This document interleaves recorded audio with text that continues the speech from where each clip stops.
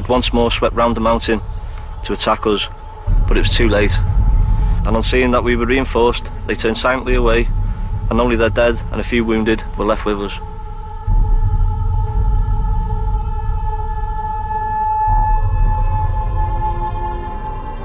"17 men died at Rorke's Drift, 9 were injured, and around 450 Zulus were killed.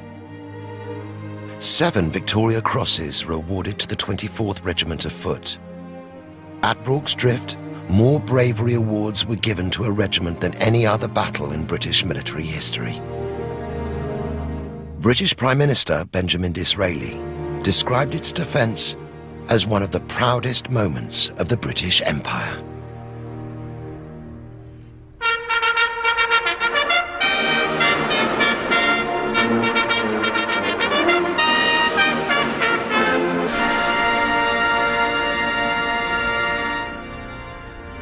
Every year, on the Sunday before Rorke's Drift Day, the Royal Welsh hold a remembrance service at Brecon Cathedral to honour those who fought at Islandawana and Rorke's Drift. After veterans parade into the cathedral with the standards of the Royal Welsh ancestral regiments, the Colonel of the regiment, Major General Roddy Porter, celebrates the regimental spirit of the Royal Welsh. Rorke's Drift Company is again on operations, and the leadership, teamwork and camaraderie that regimental spirit engenders are as real today for B Company in the fight against the Taliban as they were for their direct forebears at Rorke's Drift. Rorke's Drift has a huge significance to the men of B Company, a huge fact of pride for us that we are the guys who carry on that legacy today, and especially out here in Afghanistan now today. I think we have such a strong team spirit here, and I think that comes from being from a Welsh regiment, coming from very close-knit small communities as we do, where people have grown up playing rugby together, grown up working in the same mines and steelworks. Walk around the compound and going for a shave, and all you can see is Welsh tattoos. I myself got 3 Welsh tattoos: Cymru on my forearm, Made in Wales are on my wrist, 3 feathers on my arm, and the regimental motto on my chest.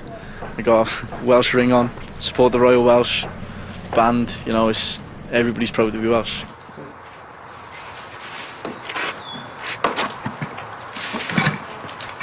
Billy, one of the regiment's goats, is being prepared for the most important day in his calendar, St David's Day.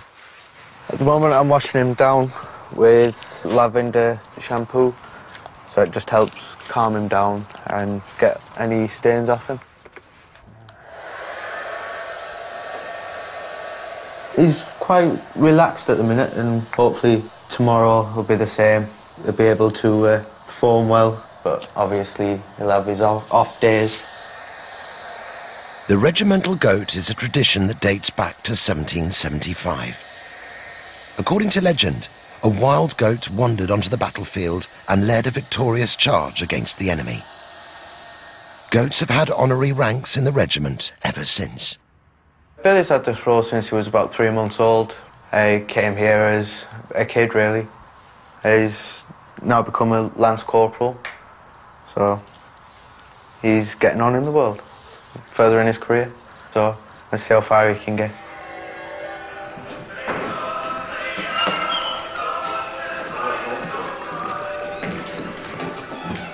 At 6 a.m. on St David's Day, the officers wake the soldiers in their beds with a gunfire breakfast.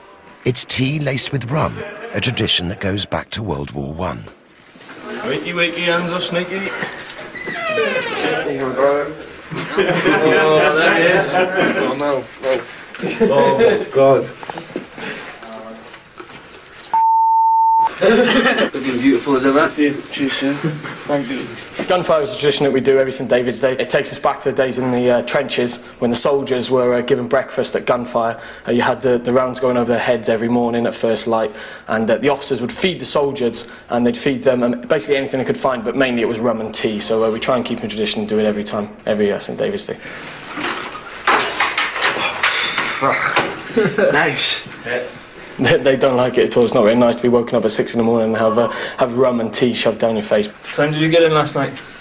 About an hour ago. Pow!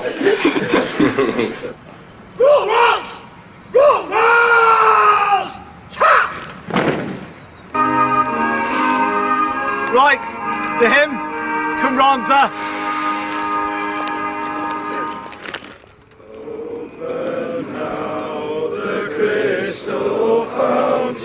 This St David's Day is particularly important to the Royal Welsh. It's the regiment's 5th birthday. On this day in 2006, the Royal Welsh was created after 2 regiments were amalgamated.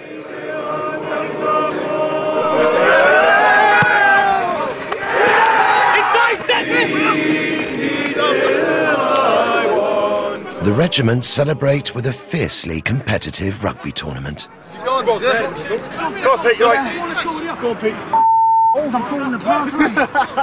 Every year when you have things like this, it keeps the spirits up of the boys. They've always got something to aim for, and it kind of keeps any sort of solidarity and morale within the regiment up. 3 cheers for Bravos! Hip hip! Hip hip! Hip hip!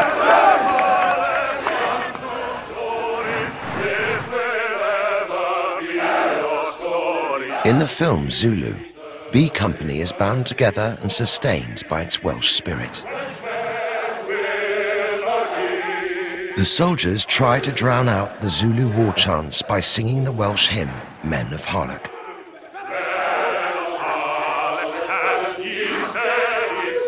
Today, this is one of the Royal Welsh's regimental marches. But it wouldn't have had the same significance for the men at Rorke's Drift, because only 1/3 of them were Welsh. It was only in 1881, 2 years after Rorke's Drift, that the regiment began to recruit all its soldiers from Wales. This was the result of army reforms, which are the foundation of the regimental system today. The reforms effectively tied regiments to specific recruiting areas, and they set up regimental depots in each of those recruiting areas. Come on, let's go! All the soldiers are fiercely proud of being Royal Welshmen, and so for us it really defines who we are, and it's the most important character of the regiment. Beat them! Push it through! Push it through! Right! Hooray! Chap! Right! By the right! Quick! March!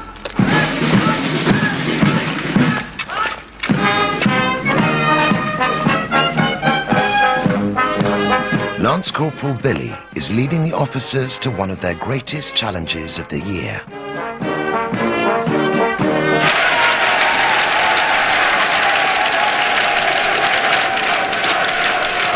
In another regimental tradition, the officers and senior NCOs must serve lunch to their men on St David's Day.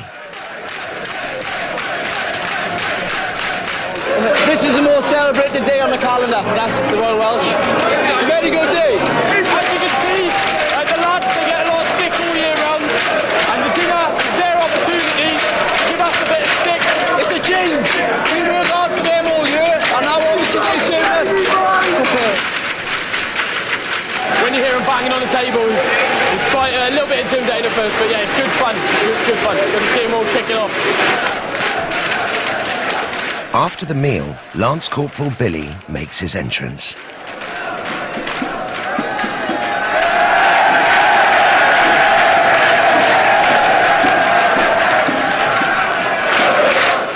Billy's arrival heralds another great Royal Welsh tradition, the leek-eating ceremony.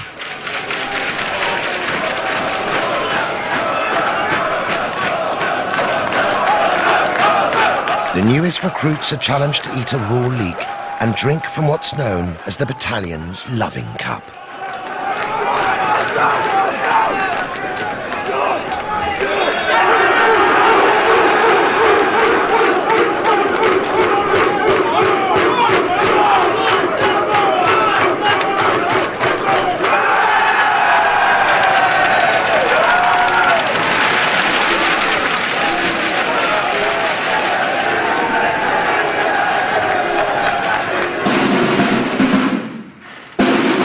In the officers' mess, the officers have their own leek-eating ceremony.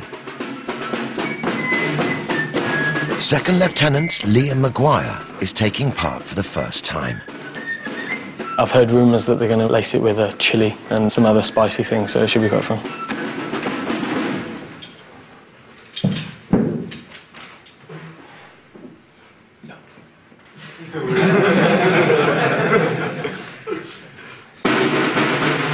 It's good to keep your sense of identity and know that you are from Wales, and it's good to keep celebrating the things that make us different. And when you know that you're on the front line and you've got people around you who are from the same place as you and they cherish the same type of things you do, it just brings you together and it helps that type of brotherhood out there, which is really important.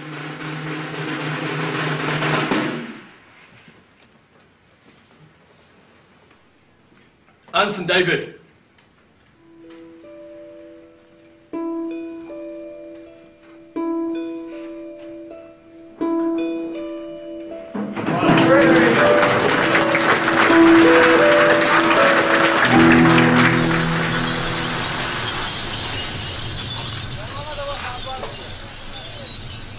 B. Rorke's Drift Company are about to return home from Afghanistan.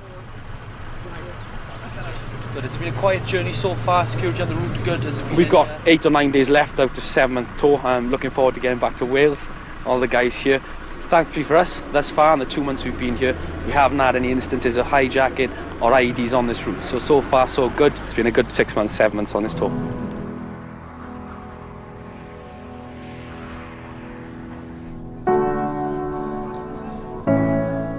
The fighting spirit of Rorke's Drift and the regimental bond with Wales has made the Royal Welsh who they are today.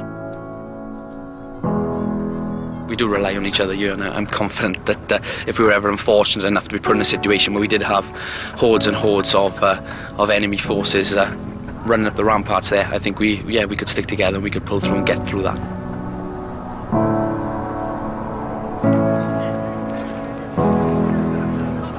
A week later, the families of the men in B. Rorke's Drift Company are gathering at the Wiltshire barracks.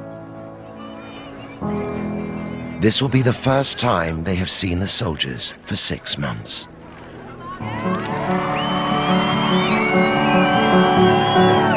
Every one of the 150 men who went out to Afghanistan have come home.